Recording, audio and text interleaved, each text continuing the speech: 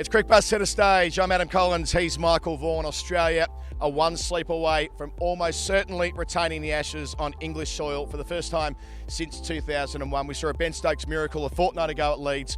It's hard to conceive after losing 2 late wickets this evening, Michael, how they do it again. I daren't say it again. I said it headily that Australia retain the Ashes, but I'm saying it again. If England get away from here with a draw, I reckon the heavens would have opened, because to bat against this attack for 98 overs on this kind of pitch now, having lost 2 late wickets, the 2 players that got the runs in the first innings, the 2 players that have got the mindset and have got the game to bat 3 or 4 hours, 5 hours, Rory Burns and Joe Root, I'd be absolutely staggered. And you have to say, Australia, they thoroughly deserve it. They've been very good in this test match. Throughout the 4 test matches, they've been better than England. There's no point in hiding, there's no point in saying, oh yeah, but this could have happened, that could have happened. Australia have been the better team so far in this series. England have got a sniff, they've got a miracle that they could potentially produce. They've produced one already at Headingley. Can they produce another here at Old Trafford? It'll be down to Ben Stokes once again. Can he dip into that well?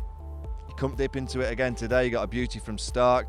They're asking him once again to do something miraculous on a day 5 wicket that's doing plenty.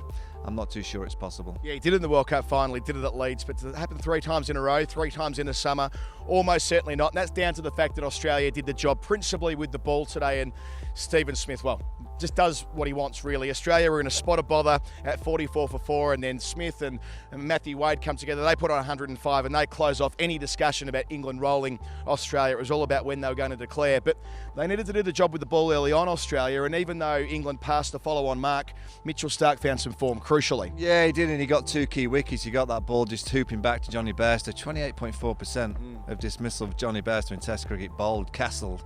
That's an issue. That's a real problem, because he's too talented to allow that to happen on a regular basis. Courtney Walsh only had 29%, so you don't want to be near Courtney in the kind of stakes as a batsman. 5th in the all-time list as well, which is quite remarkable for Johnny Bairstow. But Stark got the ball hooping around. He bowled a good one to Ben Stokes. Pat Cummins got his reward. Josh Buttler, I thought, found a little bit of form. He had to try and play a few strokes, and he ended up getting out. But this Australian attack is the kind of attack that you watch and think, oh, I would have liked to face, would have been able to get on top now. They're just relentless, particularly the 2 right armers. You've got Stark who will bowl you a few gifts, he'll give you a few bad balls, but I think Cummins and Hazelwood are just the channel bowlers, the pace bowlers, the skillful bowlers. They're just always drawing you into the shots. They very rarely give you an over where you're leaving balls. There's always 3 at least on and around that off stump, 4 stump, making you play delirious, because they've got that ball that comes back and that ball that goes away, and they've got the sharp bouncer. They pretty much tick every box that a batsman doesn't like to face. That one that nips back, that one that goes away, and the sharp bouncer. They've got everything. When England took wickets with the score, then 24, then 44, did you believe for just half a minute that maybe Australia were going to have one of their days when they're all out for 80 odd, and maybe England are chasing 300 or thereabouts to stay in the series? Did that cross your mind? Yeah, only because of the summer that we're having. You know, the 67 all out at Headingley, England win the game. You know, the World Cup final, so I thought, Jesus, this summer's going to be incredible. They'll bowl Australia out, there'll be a chase on, 290, 300, who knows. But, you know, you kind of looked at it also from, you know, you take the emotional side away, and I was looking at it more as a team perspective, and I was thinking, where was this on days 1 and 2? You know, England all of a sudden were a team hunting in a pack. If you go back to day 1, I know it was hard conditions, it was blustery, but England didn't hunt as a pack on day 1 or day 2.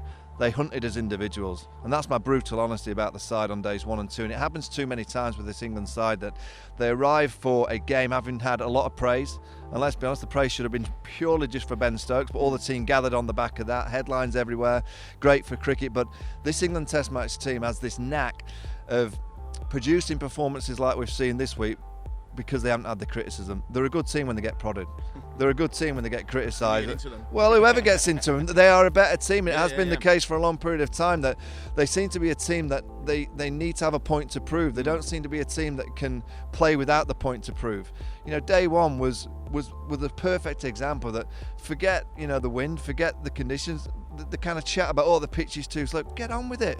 This is an Ashes series, 1 or 2 to play, and if you can't gather yourself as a group of players and go, we've got to win this day, they get the 2 early wickets on day 1, and they weren't good enough and they weren't together enough to go and really grab the Test match.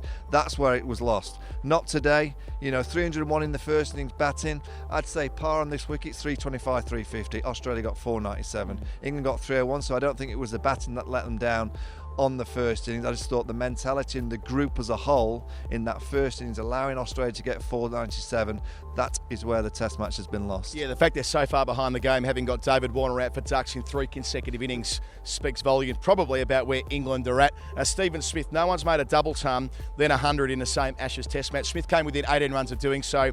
The one innings we've not seen from Smith through this series is the third innings declaration batting, which we got to see some of it towards the end, the creative, inventive. And when we see his leaves and his waves, but when he starts playing tennis shots and laying on his back, trying to play late cuts off leg stump, that's when you know you're seeing a different side of Stephen Smith. It was a lot of fun. I thought he was going to make a ton there. Oh, yeah. I mean, it is the gift, isn't he? He's the gift that can score runs. It doesn't matter what day, it doesn't matter what situation, it doesn't matter if it's a slow 100, it doesn't matter if it's a quick 100 like that. He can do everything. I mean, you know, when he got the double century, I'm walking around the press box, oh, he's boring to watch. I'm like, what? Can you not kind of admire what we're seeing in front of us? We're seeing pure greatness, and today's team needed quicker runs. What does he do? He just steps up the pace, steps up the stride rate. That little glance down the third man off Jofra, when he swayed in the back foot and he kind of just somehow got it down to third man. This guy is, there's no words now. We've spoken far too long and hard about him because we're going to do it probably again at the Oval. By the way, the Oval's the best pitch of the whole lot. We haven't seen Smith bat at the Oval yet. We've seen him on a pitch here that did a little bit. We've seen him at Edgbaston where it just offered a little bit, not a great deal, but a little bit. We saw him in the first innings at Lords where it was a little bit up and down. The Oval's the best pitch of the lot, so get ready. He'll book himself in for a triple. Well, he'd want to. I'll leave you with one stat when it comes to triple tons. If Steve Smith makes 304 runs across the 2 innings at the Oval, he'll overtake Bradman from 1930, a mark we never thought would ever be surpassed. Before we finish, Pat Cummins, he picks up Rory Burns off a leading edge. Not a particularly good shot from the left-hander. What about the delivery to Joe Root? Next ball first up, pitches middle, hits the top of off. I mean, maybe he could have got further forward, but first up at 90 mile an hour, just genius bowling. Yeah, that's a peach, and you know, people will say, oh, it's hindsight. It's after the Lord's Mayor show.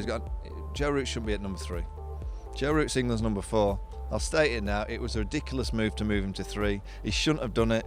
It's not his position to nullify the failures and the kind of the worries of the top 3 of the England side. He is the number 4 for England in Test match cricket. He has to get back there in the first innings here. Where did he bat? He batted at 4 because Overton came in as night watchman. He shouldn't have been strolling out there this evening. The England captain and a team that's, you know, gone through difficulty, all those decisions that he's had to make, the field settings, the changes, and all of a sudden he's out there within a few balls facing Pat Cummins.